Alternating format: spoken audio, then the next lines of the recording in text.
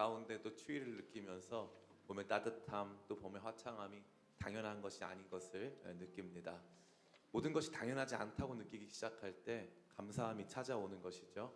제가 또 예배 드리러 올라왔는데 우리 성도님들이 계신 게 전혀 당연하지가 않은 거예요. 우리가 함께 있는 게 당연한 것이 아닌 줄 믿습니다. 은혜 가운데 함께하는 거예요. 사람들이 생각합니다. 교회는 그냥 사람들의 모임이라고, 그냥 교회는 사람들 많이 모여서 예배 드리고 노래 부르는 곳이라고, 뭐 말씀 듣는 곳이라고. 근데 제가 살면서 느낀 것은 당연한 것은 없습니다. 하나님이 그냥 불러 모아 주신 것이 아니에요. 하나님께서 우리 모두를 이끄셔서 하나 되게 하셔서 같이 있게 하시고 예배하게 하신 이 모든 일들이 당연한 것이 아닙니다. 당연하지 않으니까 감사한 것이고, 당연하지 않으니까 신기하고, 당연하지 않으니까 우리 삶에 날마다 새로운 것인 줄을 믿습니다. 우리 옆에 있는 가족들, 또 여기 함께 있는 교회 식구들, 우리에게 주신 모든 것들이 결코 당연한 것이 아니다라는 것을 날마다 생각하고 또 묵상하는 가운데 우리 삶 속에 감사가 풍성히 봄처럼 찾아오시기를 간절히 축원합니다. 그렇게 우리가 이 당연하지 않음에 대해서 묵상하면서 우리가 봄에 가장 많이 보게 되는 것이 있죠. 바로 자연입니다. 자연. 근데 저는 이 자연이라고 하는 단어가 전혀 온당하지 않다라고 믿습니다. 그것은 이 자연이라고 하는 단어가 스스로 있다라는 뜻이기 때문에 그렇습니다. 스스로 그러하다라는 것이죠. 그러나 우리에게 주어진 이 환경, 이 자연 환경은 결코 스스로 그러한 것이 아닙니다. 하나님께서 만드신 창조의 세계인 줄을 믿습니다. 그래서 자연보다는 저는 피조 세계라는 단어를 훨씬 좋아합니다. 우리가 볼 수 있는 이 세계는 그저 스스로 존재하는 자연이 아닌 하나님께서 창조하여 피조된 피조 세계인 줄을 믿습니다. 그런 피조 세계를 우리가 함께 느끼고 누리는 가운데 우리는 창세기의 말씀을 만나고 있는 것입니다. 이 창세기 말씀을 만나는 가운데 저는 한 사람이 떠올랐습니다. 혹시 사진을 한번 띄워주실 수 있을까요? 제가 이렇게 요청드린 사진인데 혹시 여러분 이 사람이 누군지 아십니까? 참 쉽죠 하시던, 우리 그림을 그립시다를 진행해 주시던 밥 로스 씨라고 합니다. 이 밥 로스 씨는 TV에서 이 미술과 관련된, 생활 미술과 관련된 강의를 한 것으로 아주 유명합니다. 우리나라에서도 유명하지만 미국에서도 아주 유명합니다. 이제 제 사진을 좀 보여주세요. 제 얼굴을. 예. 밥 로스보다 제가 좀 더 볼만한 것 같습니다. 밤 로스 씨의 그림에 굉장히 독특한 것이 있죠. 이 밤 로스 씨 그림에는 제일 중요한 게 스케치가 없어요. 머릿속에 있는 그 그림을 그냥 뿜어내듯이 막 이렇게 보여줍니다. 그래서 먼저 빈 캔버스 위에 이 물감을, 유화 물감을 막 발라요. 막 이렇게 칠합니다. 굉장히 이 뭐라고 할까요? 역동적으로 이 그림을 그려가시는 분이죠. 이분이 물감을 막 칠한 다음에 또 이 색깔 저 색깔을 막 갖다가 막 바릅니다. 우리는 저게 뭐가 될려나 이제 생각을 하게 되죠. 근데 시간이 지나면 지날수록 점차적으로 우리가 봤던 것이 하늘이 되고, 우리가 봤던 이 색깔들, 좀 어두웠던 색깔들이 산이 되고, 그러면서 나무가 있고 갑자기 거기에 시내가 흐르고 작은 오두막이 생기고 이게 한쪽으로는 꽃이 이렇게 피어 있는 장면으로 완성이 되어 간다는 거죠. 참 신기합니다. 우리 눈에는 볼 수 없었던 것들인데 점차적으로 한 단계 한 단계 지나가면서 모든 것들이 완성되어 가는 그 장면을 우리가 밤 로스 씨의 그림을 그립시다 시간을 통해서 많이 보게 되는 거죠. 저는 이 밤 로스 씨의 그림이 하나님의 창조 행위와 매우 닮아 있다라는 생각을 많이 합니다. 그래서 여러분 나중에 혹시 여유가 되시면은 이 밤 로스 씨 그림 그리는 그 프로그램을 한번 보시기를 추천드립니다. 하나님의 천지 창조는 하루아침에 번갯불처럼 이루어지지 않았습니다. 하나님의 천지 창조는 시간과 순서, 절차와 과정을 따라서 이루어졌습니다. 총 6일간에 걸쳐 진행된 이 천지 창조는 그 자체로 무의미한 시간의 연속이 아니었습니다. 첫날은 다음 날을 위해, 그 다음 날은 그 다음 날을 위해 존재하는 시간의 연속이었죠. 뿐만 아니라 이 6일에 걸쳐서 진행된 창조도 3일과 처음 3일과 나중 3일로 구분하여 생각할 수 있습니다. 첫날 빛이 만들어졌죠. 네 번째 날, 다음 3일의 첫 번째 날인 네 번째 날은 그 빛을 우리 가운데 비춰주는 해, 달, 별이 만들어집니다. 이른바 광명체가 만들어지는 거죠.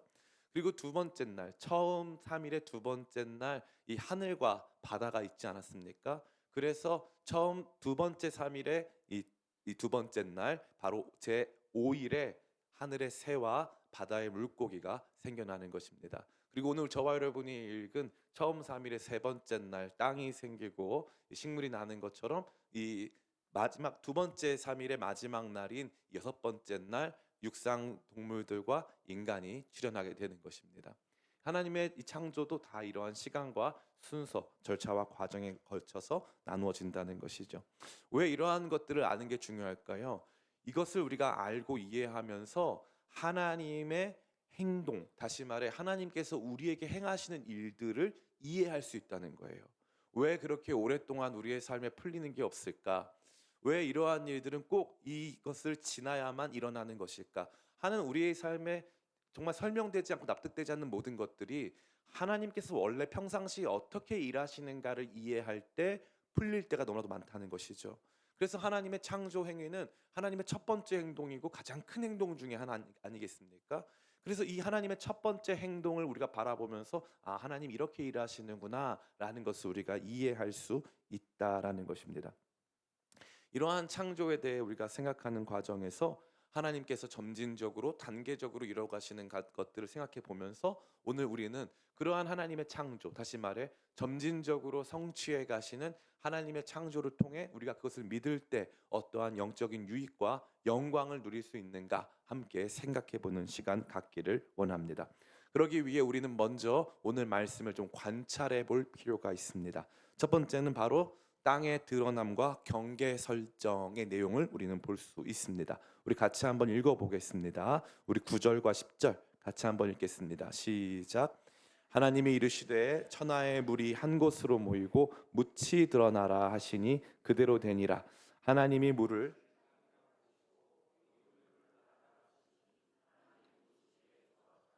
아멘. 참 한국말 너무 재밌고 너무 좋습니다. 물 그러면 좀 더 액체적이고 묻 그러면 먼저 고체적입니다. 그래서 물과 묻 둘 다 우리 고유어거든요. 그래서 물 그러다가 묻 오늘 이 말씀에 딱 드러나 있습니다. 물과 묻의 이야기입니다. 이 묻, 즉 땅의 출현, 즉 땅의 창조와 관련된 내용은 이 창조 기사 중에 가장 독특한 방식으로 기록되어 있습니다. 이 땅이 어떻게 나타났는가? 땅은 드러남을 통해 나타났다는 것이죠. 땅은 드러남을 통해 나타났습니다. 어떤 사람들은 그래서 이 땅이 원래부터 있던 거 아니냐? 그렇지 않습니다. 창세기 1장 1절은 선포하고 있습니다. 태초에 하나님이 천지를 하늘들과 땅을 창조하셨다. 그리고 나서 이 땅의 모습을 보여주죠. 공허하고 흑암 가운데 있었고 형체가 없었다라는 걸 보여주죠. 그러한 가운데서 하나씩 하나씩 하나님께서 이 말씀하셔서 있게 하시거나 나누게 하시는데 이 땅만큼은 하나님이 드러나게 하셨다는 거예요. 드러나게. 물로 감춰져 있던 땅을 하나님께서 드러나게 했다는 것입니다. 이 드러남이라고 하는 것은 그야말로 우리가 봤을 때 물리적인 드러남을 말하는 게 아니에요. 다시 말해 우리가 뭐 이렇게 여드름이 돋아나는 거, 드러나는 거 이런 것 아니고 이 드러남은 눈에 보이게 됐다는 거예요. 존재했는데 하나님께서 원래 천지를 창조하셨을 때 원래부터 땅은 하나님께서 창조하신 피조물인데 이제 3일차에 대해서 드러났다라는 것이죠. 하나님께서 이것을 강조하여 저와 여러분에게 보여주고 계신 것입니다. 이 땅의 드러남과 이 중요한 것은 땅의 드러남에 있어서 중요한 것은 바로 경계 설정입니다. 경계 설정. 이제 하나님께서 공간을 분리해서 창조적 분리. 그래서 이 창조 기사에는 나누어짐에 대한 얘기가 많다고 했잖아요. 이 창조적 분리 행위 속에서 땅을 드러내게 하시면서 하나님께서 이제 경계를 설정하십니다. 이 땅은 생존의 공간, 생활의 공간, 그리고 바다는 다른 목적의 공간으로 하나님께서 경계를 딱 구분하여 주신다라는 것이죠. 이것은 매우 흥미롭고 중요한 사실이 아닐 수 없습니다. 인간을 기준으로 봤을 때 인간이 지금 자기가 살고 있는 곳, 즉 이 땅, 또 하늘, 이 바다 등을 바라보면서 이러한 것들을 어떻게 자리매김할 것인가, 어떻게 내가 나의 삶의 터전을 바라볼 것인가 하면서 하나님께서 제3일에 땅을 드러내게 하시고 숨겨졌던 땅이 드러나면서 자연스럽게 거기가 내 생활 터전이 됐다는 것을 말씀하실 때 우리가 이해하게 된다라는 것입니다. 두 번째 오늘 본문 말씀이 보여주는 아주 독특한 장면은 바로 식물의 탄생입니다. 이 식물의 탄생에 대한 이야기를 우리 같이 한번 읽어보겠습니다. 우리 11절과 12절 같이 한번 읽습니다. 시작.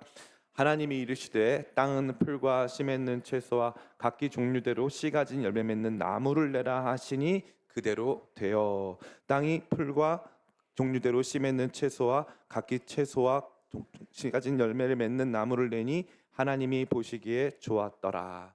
아멘. 여기 등장하는 풀, 채소, 나무 이 세 가지 종류의 식물이 이제 땅에서부터 자라오르기 시작한 것입니다.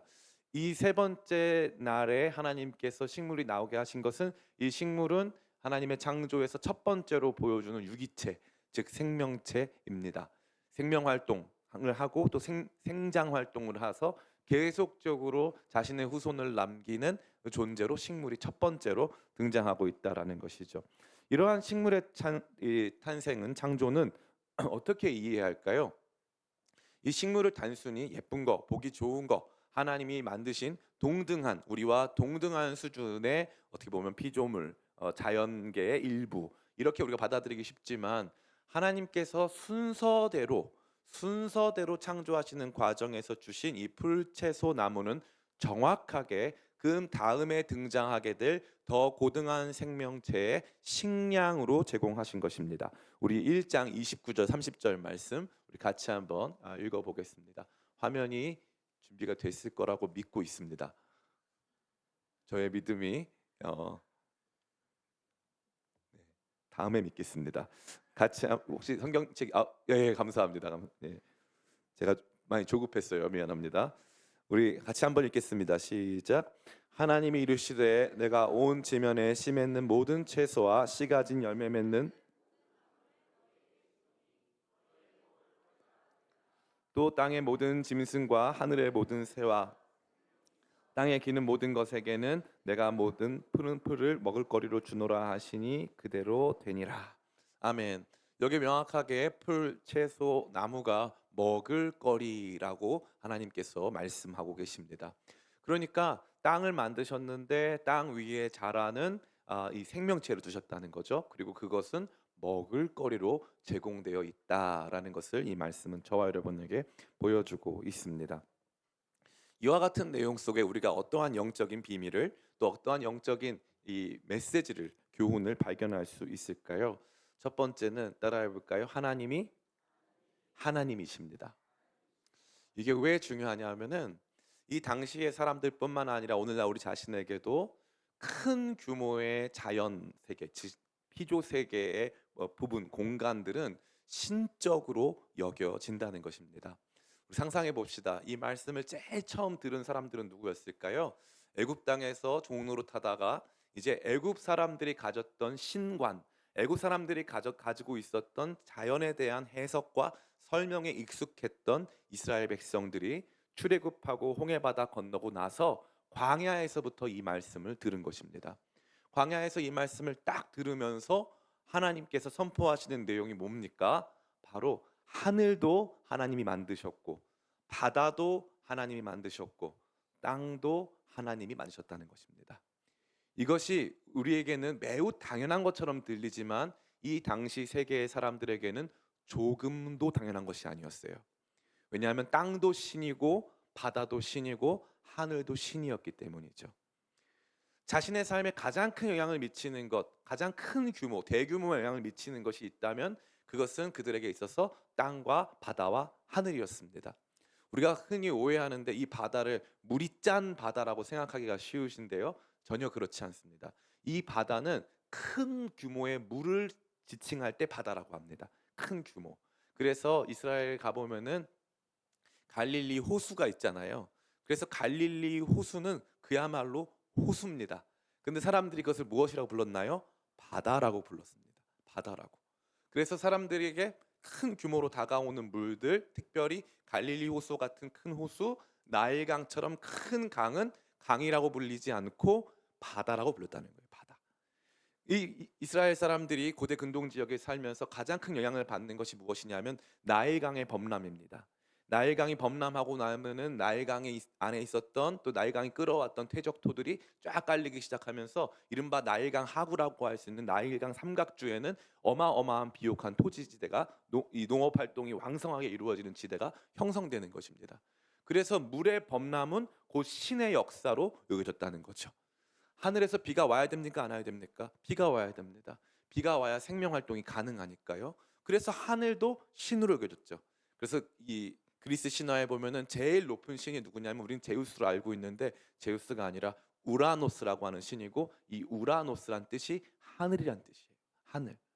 하늘도 신이고 바다 큰 물도 신이고 땅도 신이었습니다. 하늘의 제사를 지내기 위해 자신의 자녀나 소중한 사람들을 인신 제물로 공양했다는 것은 동서양을 막론하고 우리가 굉장히 빈번하게 듣고 있는 사실입니다. 바다에 우리 심청이도 바다에 들어가야 되지 않았겠습니까? 이 보니까 사람들은요 자기 삶을 주관하는 피조 세계의 공간과 부분들을 신적으로 이해하고 그것이 자기의 삶의 주인이라고 생각했던 거죠. 근데 하나님께서는 이제 세 번째 날 우리가 살아가야 할 모든 공간과 모든 이 배경들을 다 창조하신 다음에 선포하시는 거예요. 하늘 내가 만들었어. 땅 내가 만들었어. 바다 내가 만들었어. 하나님께서 말씀하시는 거예요.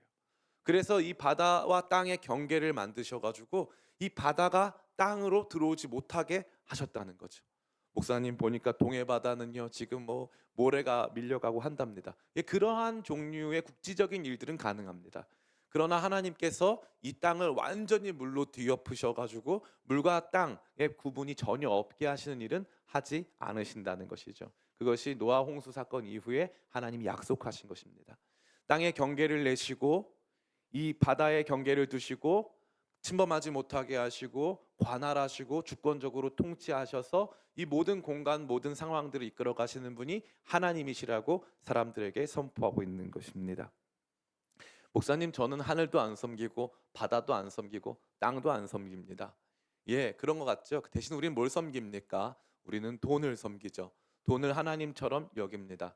돈뿐만 아니라 우리는 여러 가지 우리 삶에 우리에게 영향을 줄 수 있다고 믿어온 다른 것들을 하나님처럼 섬길 때가 아주 많다라는 것입니다. 그런데 하나님 말씀하시는 거예요. 그것도 내가 주인이다. 그것도 내가 만들었다. 그 모든 것 내가 너에게 줄 수 있다. 얘가 이 세상을 만든 하나님이다 라고 하나님이 말씀하고 계신 것입니다. 제가 원래 오늘은 고대 근동 신화 혹은 또 이집트 신화, 일본 신화, 중국 신화 등을 여러분들에게 읽어드리려고 했어요. 근데 제가 주일날 아침부터 3월 3일 얼마나 좋습니까? 이렇게 좋은 봄날 아침부터 여러분의 속을 이렇게 좀 안 좋게 만들어 드리고 싶지 않아서 읽어드리지 않습니다. 우리가 여러분 나중에 인터넷을 통해서 찾아보시면 고대 근동 신화나 또 일본 신화 또 중국 신화에 보면 대부분 이 자연 질서가 그 자체로 신으로 묘사되거나 바다도 신, 하늘도 신, 땅으로 신으로 묘사되거나 아니면 그 공간 즉 하늘, 땅, 바다를 관장하는 신이 따로 있거나 아니면은 그 신이 만들었다고 하지만 그것이 굉장히 외설적이고 이 뭔가 우리가 봤을 때 납득되지 않는 상황으로 만들어진 것을 우리는 볼 수 있습니다. 침이나 다른 종류의 체액으로 바다나 땅을 만들었다는 기록이 너무나도 많고 하늘에서 내리는 비가 생명을 야기한다는 이유만으로 그것이 이 우리의 생식 활동과 연관이 있다라고 이야기하는 신화들도 아주 많습니다. 전 세계에서 이 신화가 최근에 만들어진 것까지 포함해서 전 세계에 존재하는 모든 창조와 관련된 이야기 중에 하나님이 천지를 말씀으로 창조했다라는 기록은 오직 우리가 믿는 이 창세기밖에 없는 것입니다. 이게 전부예요. 너무 위대하지 않습니까? 이게 우리 하나님의 영광입니다. 하나님이 하나님이신 거예요. 이걸 보여주는 다른 종교도 없고 다른 신도 없고 다른 사상도 없습니다. 그러나 많은 사람들이 자연을 하나님처럼 여기는 것이죠. 나를 둘러싼 다른 환경들, 나를 좌지우지할 수 있다고 다른 것들, 물질적인 것들이 나를 좌우할 수 있다고 믿어온 것입니다. 이러한 종류의 대표적인 신화, 오늘도 우리 가운데 자리하고 있는 신화가 무엇입니까? 바로 유물론적인 이야기들입니다. 원래 물질이 있었고 인간은 다 물질이라는 거죠. 다 모든 게 호르몬 작용이고 인간이 진화하면서 갖게 된 것이죠. 인간이 왜 웃느냐? 진화의 유리에서. 인간이 왜 착하냐? 진화의 유리에서. 그럼 도대체 그 유리한 진화는 누가 만드는 겁니까? 누가 설명을 좀 해줬으면 좋겠어요. 뭐가 유리한지는 누가 아냐는 거죠. 저는 도저히 설득되지 않고 설명되지가 않습니다. 아무리 인간 창조의 시간이 길다 할지라도 그것은 설명되지 않는다는 것입니다.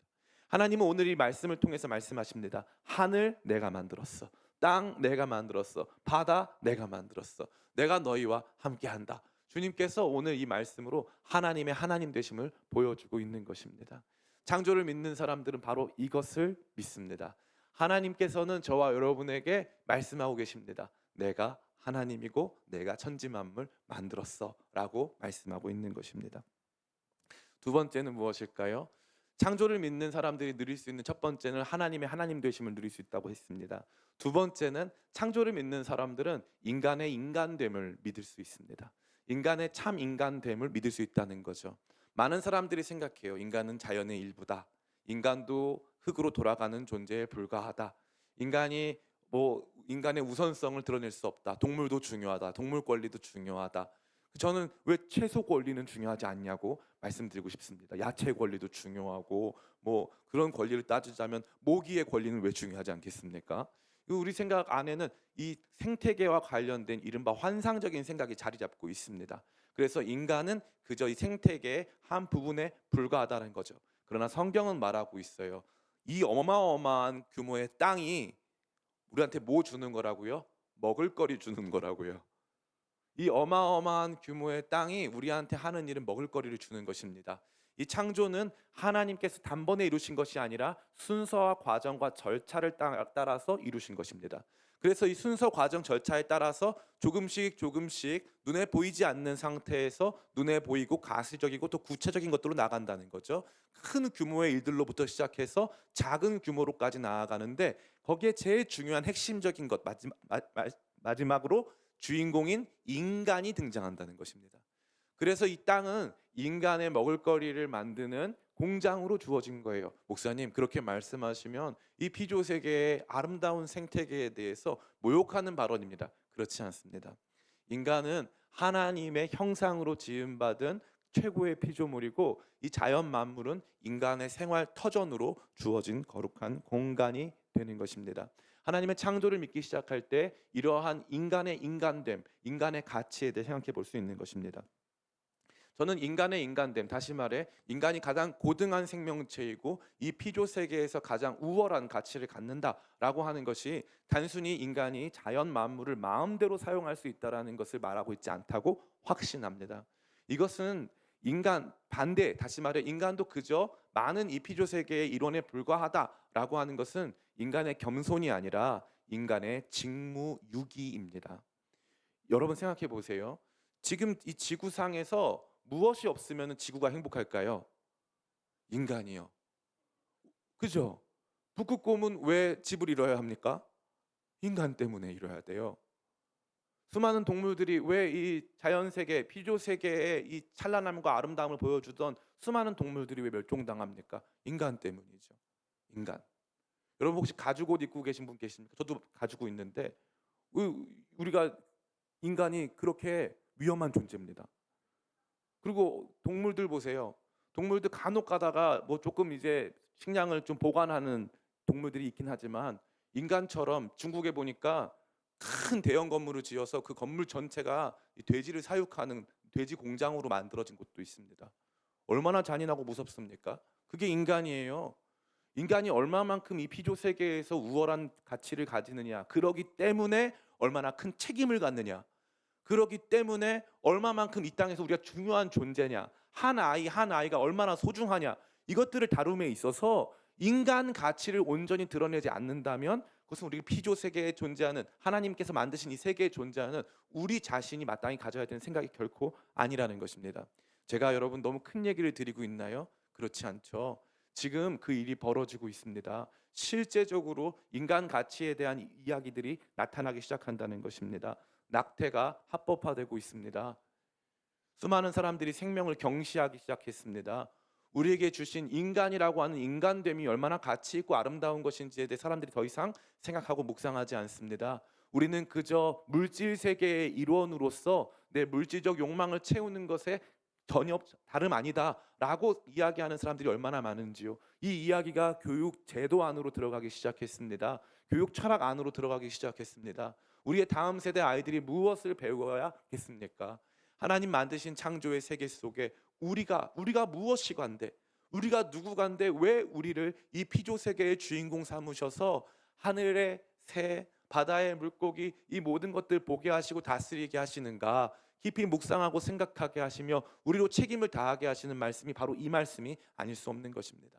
사랑하는 성도 여러분, 창조를 굳게 믿는 사람은 하나님의 하나님 되심, 창조하신 하나님의 하나님 되심을 믿을 뿐만 아니라 하나님께서 우리를 위해서 이 땅의 모든 것들을 먹을 거리를 주시고 이 땅을 우리를 위해서 준비하고 계심을 발견하게 된다는 것입니다. 이 크고 영광스러운 드러남이 우리 가운데 나타난다라는 것이죠. 저는 여러분들이 이 하나님의 창조 속에서 우리를 얼마나 소중히 여기시는가를 깊이 발견함으로 말미암아 사람 소중히 여기고 생명 소중히 여기는 저와 여러분 다 되기를 간절히 축복합니다. 우리 다음 세대가 자라나야 될 줄을 믿습니다. 우리 다음 세대의 자라남에 있어서도 이 말씀이 꼭 필요한 줄을 믿습니다. 창조의 가치와 의미를 가르치는 그러한 저와 여러분들에게 간절히 바랍니다. 마지막 세 번째 따라해 볼까요? 미래와 소망이 있습니다. 하나님의 창조를 믿는 성도들은 하나님의 하나님 되심을 믿고 다른 것이 하나님 아님을 믿게 됩니다. 또 하나님의 창조를 믿는 성도들은 우리 인간의 가치에 대해서 눈을 뜨게 되고 하나님께서 인간을 얼마나 소중히 여기시는가, 피조 세계에서 인간이 얼마나 중요한 존재인가를 발견하게 됩니다. 그리고 나서 이 창조를 믿는 하나님의 백성들은 모두 하나님께서 만들어 가실 새로운 미래와 소망을 보게 된다는 것입니다. 오늘 창조 속에 제가 무엇이라 말씀드렸습니까? 이 땅의 창조, 땅과 관련된 내용이 가장 독특하게 드러났다고 했습니다. 그것이 무엇입니까? 바로 드러남이라는 거죠. 눈에 보이기 시작했다는 거예요. 그러면 땅이 원래 없었습니까? 있었죠. 하나님 창조하셨죠. 창조하신 그 땅이 하나님께서 제3일에 드러나게 하셨다라는 것입니다. 그리고 이 땅에는 뭐가 있었습니까? 이 땅에는 생명의 기운이 있었어요. 땅에는 생명의 기운이 있어서 처음으로 하나님께서 첫날, 둘째 날, 세 번째 날 돼서 처음으로 유기 생명체를 만드셨는데 그게 식물이었고 하나님께서 땅에서 그 식물이 나타나게 하셨다는 것입니다. 땅은 드러남의 역사입니다. 드러남의 역사. 땅은 인간의 거주 공간이고 드러남의 역사를 표상하는 것입니다. 너무나도 중요한 것이 아닐 수 없죠. 여러분 노아 홍수를 생각해 보시길 바랍니다. 노아 홍수 때에 온 지면이 물로 가득했습니다. 마치 하나님께서 창조를 뒤집어 엎으신 것처럼 창조를 리버스 역행하신 것처럼 보여주는 그러한 장면이 노아 홍수 장면입니다. 그리고 나서 제601년 정월 초 하루에 물이 걷히기를 시작합니다. 물이 이렇게 쫙 걷히기 시작하죠. 그리고 601년 2월 20일에 이 물이 다 말라서 노아와 그의 가족들이 이 땅으로 나오기 시작했습니다. 마른 땅을 밟기 시작했다는 거죠. 하나님께서 땅을 드러내심은 새로운 역사를 이루어 가시고 생명을 만들어 가시는 일의 출발점이 되는 것입니다. 하나님께서 이러한 과정으로 늘 역사하십니다. 물에서 무트로 역사하신다는 거죠. 성경은 바다를 어떻게 묘사하고 있을까요? 성경에서 바다는 대략 90% 정도 빈도로 부정적으로 묘사가 됩니다. 바다는 강은 달라요. 강은 생명으로 묘사가 되는데 바다는 부정적으로 묘사가 됩니다. 바다는 큰 괴물들이 있는 곳, 어둠의 권세가 있는 곳, 우리의 삶을 끌어당기는 곳 정도로 여겨집니다. 그래서 요한계시록 21장에 보니까 새하늘과 새 땅으로 우리가 바뀌는데 새하늘과 새 땅, 새로운 창조가 됐는데 거기에 바다가 있지 않더라라고 되어 있어요. 그 바다가 없다는 표현은 우리가 눈에 보이는 이 바다가 나쁘다는 것이 아니라 이 바다와 관련된 내용, 즉 바다가 보여주고 있는 부정적이고 어둡고 우리를 집어삼키려고 하는 그러한 이미지가 더 이상 존재하지 않는다라는 것을 의미하는 것이죠. 하나님께서 물에서부터 이제 뭇을 드러내셨다는 사실은 저와 여러분에게 더 이상 형체가 없고 거주하기에 적합하지 않고 우리에게 생명을 줄 수 없는 곳에서부터 바다에서부터 뭇으로 우리를 새롭게 하시고 살리신다는 것을 의미하는 것입니다. 그래서 제3일에 묻히 드러났다라고 하는 것은 감추어졌던 것들이 드러나 생명의 역사가 지속된다는 것을 저와 여러분에게 보여주고 있는 것이죠. 그래서 성경의 역사는 언제나 이러한 드러남, 시간이 지나니까 생명의 이야기로 드러나는 일들을 보여주고 있습니다. 앞서 말씀드린 바와 같이 노아 홍수 이야기 속에서도 마찬가지로 땅이 드러나죠. 이스라엘 백성들이 출애굽, 애굽에서부터 탈출해서 첫 번째 경험한 게 뭡니까? 앞에는 홍해바다, 뒤에는 바로 군대예요. 막 따라오는데 앞에 바다가 가로막고 있습니다. 하나님께서 어떻게 하셨습니까? 바다를 가르셨어요. 우리는 이 바다를 갈랐다는 데에 주안점을 두지만 성경은 바다를 가른 다음에 마른 땅을 건넜다라는 데 포커스를 두고 있습니다. 마른 땅을 건넜다. 땅이 드러난 거예요. 바다 안에 감추어졌던 땅이 드러나서 생명의 역사가 시작되고 구원의 역사가 전개된다는 것입니다. 땅이 드러난다는 거예요. 땅을 딛고 설 수 있는, 발을 딛고 설 수 있는 땅이 드러났다는 거죠. 참 신기합니다. 그리고 나서 이 광야 생활 끝나고 났을 때 가나안으로 들어갈 때 요단강이 갈라져서 땅이 드러납니다. 너무나 재밌는 거예요. 감추어졌던 것이 드러나서 땅이 나오고 그 땅을 통과해 생명을 얻는 방식으로 하나님께서 지속적으로 말씀해 줬다는 것입니다. 그 이야기의 클라이막스가 어디일까요? 바로 예수님의 세례 장면입니다. 예수님이 물에서 드러나십니다. 오늘 우리가 이 받는 세례는 약식 세례라고 합니다. 이 약식 세례는 이 목회자에 의해서, 성직자에 의해서 이 행해지는데 이 물을 위에서 붓는 거죠. 진짜 세례는 무엇일까요? 예수님이 받으신 세례. 예수님도 이렇게 물을 이렇게 부음 받으셨을까요? 그렇지 않죠. 예수님의 세례 장면은 예수님은 침례입니다. 침례. 완전히 물에 잠기는 거죠. 완전히 물에 잠깁니다. 그래서 베어 그릴스라고 하는 아주 유명한 이 탐험가가 있는데 이 탐험가가 얼마 전에 자신의 인스타그램에다가 이제 한 영상을 올렸어요. 그 영상이 요단강에서 베어 그릴스가 자기가 침례받는 장면을 올렸어요. 근데 그 안타깝게도 원래 베어 그릴스는 이 크리스찬이기 때문에 세례를 받았습니다. 그런데 요단강에서 한 번 더 받고 싶어서 더 받았대요. 그 이단입니다, 이단. 세례는 한 번만 받습니다. 그래서 베어 그릴스 형제를 위해서 기도해 주세요. 근데 베어 그릴스가 들어가가지고 이제 물 밖으로 나왔죠. 예수님도 침례를 받으신 거예요. 물 안에 들어갔다가 감추어졌던 예수님, 원래 계셨는데 원래 계신 예수님이 물 안에 들어갔다가 쫙 드러나면서 이제 예수님이 새롭고 산 길 생명의 역사를 만드시는 분이 됐다는 거예요. 견고한 반석, 우리가 발을 디디고 설 수 있는 견고한 반석이 되시고 하나님 아버지께 나아가는 길이 됐다는 거죠. 너무너무 신기한 거예요. 물처럼 보였고 형체가 없고 사람이 발 디딜 수 없는 것처럼 보였는데 하나님이 시간이 지나니까 이게 갑자기 쭉 드러나면서 땅이 있었고 땅에서 생명이 일어나고 거기서 사람이 거주할 수 있는 환경이 됐다라는 것입니다. 이것이 성경이 끝까지 보여주는 내용이 아닐 수 없는 거예요. 사랑하는 성도 여러분, 성경은 말하고 있습니다. 물에서 시작해서 무트로 끝난다. 물 같은 상황에서 뭇 같은 상황, 다시 말해 땅같이 견고하고 흔들리지 않고 살아갈 수 있는 상황과 환경으로 바뀐다라는 거죠. 우리에게 미래와 소망을 주는 것입니다. 그러한 의미에서 봤을 때 인간 역시 마찬가지입니다. 인간이 엄마 뱃속에 있을 때 어떤 상태 속에 있습니까? 물 안에 있습니다. 그리고 나서 땅으로 나오는 거죠. 하나님은 언제나 그렇게 역사하십니다. 물에서 무트로, 물에서 땅으로. 그래서 이 이야기는요, 점진적으로 하나님이 행하시는 일들이 형체가 비교적 없고 비교적 뭔가 구체화되지 않은 특성에서부터 구체적이고 형태를 갖추고 더 견고한 곳으로 나아가는 것을 저와 여러분에게 보여주는 거죠. 그래서 이 말씀이 뭘 보여줍니까? 우리에게 시간이 지나면 물이 아니라 묻이 있다는 거예요. 시간이 지나면 지날수록 하나님께서 세워가시는 더 견고하고 확실한 생명과 구원의 일들이 펼쳐진다라는 것을 의미합니다. 여러분은 만약에 여러분 자신이 배를 탔다고 가정해 보십시다. 배를 타고 가고 있는데 이제 갑자기 배가 길을 잃고 망망대해 가운데 떠돌기 시작한 것입니다.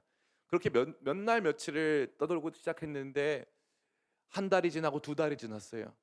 그러고 나면은 여러분 어떨까요? 제가 얼마 전에 속초에 가가지고 이제 목사들 셋이 가서 낚시하자고, 본인 담임 목사 나갔다고 저한테 자기의 마지막 이별 여행이라고 같이 가자 그래서 다들 집에 다 아내 냅두고 남자들 셋이 담임 목사 3명이서 가가지고 이제 낚시를 했습니다. 제가 그날따라 기분이 안 좋았어요. 그 낚싯배를 안 타고 싶었습니다. 근데 그 배가 떠나자마자 5분 뒤부터 저는 배멀미를 하기 시작했어요. 저 혼자 정말 누워서 사경을 헤맸습니다. 제발 제가 가진 돈 다 드릴 테니까 다시 배를 돌려놔 달라고 했지만 거기 계신 다른 손님들은 자기들은 낚시해야 된다고 네가 아프든지 말든지 상관없다 해가지고 했어요. 세상이 다 죄인들 뿐입니다. 얼마나 나쁜 사람들인지 5분만 돌아가면 될 거를 그걸 못 돌아가서 저 1시간 동안 거기서 배멀미하고 정말 그때 살이 10kg 빠진 것 같아요. 너무 힘들었어요. 제가 그때 원했던 게 뭐냐니까 제발 날 무트로 데려가 달라. 더 이상 난 여기 있고 싶지 않다. 날 무트로 데려가 달라. 이거를 정말 원하고 원했어요. 물이 아니라 무치죠. 우리 삶이 때로는 물 같아요. 어디 굳건히 서 있을 곳도 없고 날마다 출렁이는 파도 속에서 어디가 길인지 어디가 내가 살아야 될 터인지 알지 못해서 방황할 때가 너무나도 많다는 것입니다. 근데 시간이 지나가면 물 같은 상황 속에서 하나님께서 묻히 드러나게 하시는 거예요. 상황이 달라지는 거죠. 변화가 일어나는 것입니다. 저는 여러분들 안에 꼭 이 마음이 있으시길 축복합니다. 저는 과거에 저희 가족들도 있기 때문에 과거라고 하는 건 비단 1년 전, 8개월 전 이때만 하더라도 굉장히 이렇게 시니컬하고 사람이 아주 비판적이고 아주 이성적인 사람이었어요. 그래서 이 목회를 하는 과정에서도 뭐가 조금만 어긋나고 잘못되면은 바로바로 지적하고 그 문제 많다 그랬어요. 아마 남영환 목사님 제일 잘 아실 텐데 제가 목사님 처음에 부임하셨을 때 코로나 기간이었는데 그때는 교역자 회의도 많이 하고 교역자 회의에서 어떤 특정 지금 우리 교회 안 계시지만 특정 목회자 막 혼내기도 하고 막 화도 내고 막 그랬어요. 왜냐하면 당신 때문에 목회가 안 된다 막 제가 이랬다는 거죠. 제가 그런 사람이었어요. 근데 시간이 가면 갈수록 하나님께서 저한테 이걸 알게 하시는 거예요. 요한아, 단계가 있어. 물이었다가 3일째 묻히 드러나는 거야. 과정이 있는 거라고 하나님 저한테 알려주시더라고요. 그러고 나니까 이 창조의 이야기를 알고 나니까 하나님이 말씀하셔서 이루어 가시는데 하나님이 뜻하시면 말씀하시고 말씀하시면 이루시더라고요. 그러니까 하나님의 계획표에 맞춰서 하나님이 이루어 가시는 일들이 있더라고요. 근데 내 삶이 아무리 깊은 바닷속에 있는 것 같아 보여도 시간이 지나면 이렇게 자연스럽게 묻히 드러나더라고요. 그러면서 제가 깨달은 게 있어요. 기독교 신앙은 땅의 신앙이에요. 그래서 이 땅이 드러나는 걸 믿는 거예요. 시간이 지나면 지날수록 내 삶은 더 고통스러워지고 더 힘들어질 거야가 아니에요. 하나님께서 도저히 설명할 수 없고 납득할 수 없지만 시간이 지나면 지날수록 내 삶에 땅이 드러나게 하시고 그 견고한 땅에서 살게 하시려고 그 땅에서는 풀들이 있고 먹을거리가 있고 우리가 생활할 수 있는 터전이 되는 그 땅을 반드시 주신다라는 마음을 주셨어요. 그래서 제가 그 다음부터 달라진 게 저는 긍정맨. 어떤 상황이 생겨도 할 수 있다. 어떤 상황이 생겨도 하나님께서 함께 하신다. 우리에게 소망은 있다. 우리에게 미래는 있다. 저는 믿는 줄을 여러분도 같이 그런 믿음 가운데 있기를 간절히 축복합니다. 우리 다 따라해 볼까요? 그래도 소망이 있습니다. 소망이 있어요. 여러분 소망이 있습니다. 젊은 목사가 객기 어린 말씀으로 드리는 게 아니에요. 성경이 말하고 있는 거예요. 그래서 가만히 보면은 하나님께서 언제 사람들을 끌어올리시냐니까 요셉이 아버지 품에 있을 때가 아니라 노예가 된 다음에 그때도 안 돼요. 그 다음에 감옥에 갇힌 다음에 그때도 안 돼요. 그때 기대를 걸어볼 수 있는 술 맡은 관원장 꿈 해석해 준 다음에 잊혀지고 나서 종리되는 거예요. 참 신기하죠. 다윗은 언제 왕이 되는 줄 아세요? 다윗은 사울 때문에 도망 당길 때 왕이 된 게 아니에요. 사울 때문에 도망 당기다가 이제 다 포기하고 블레셋 장군이 돼버려요. 아예 망명을 갑니다. 망명 갔을 때 왕이 돼요. 우리 생각에는 이스라엘의 왕과 가장 먼 자리가 그곳이거든요. 근데 그때 왕이 되더라고요. 하나님의 시간에 하나님의 뜻이 드러날 줄 믿습니다. 그리고 그 하나님의 뜻은 우리를 살리고 우리를 살게 하는 뜻인 줄을 믿습니다. 그 믿음 절대 잊어버리지 마시고 삶 속에서 모든 것이 불투명하고 모든 것이 이렇게 손에 잡히지 않는 물 같은 상황일 때 하나님이 나에게 반드시 뭇 같은 상황으로 나를 바꾸신다라는 믿음 절대 잊지 마시고 하나님의 창조를 믿으며 하나님의 하나님 되심, 사람의 사람됨, 그리고 우리 가운데 주신 복된 믿음 날마다 잃지 않고 살아가는 저와 여러분 다 되시기를 예수님의 이름으로 축원합니다. 아멘. 우리 잠시 같이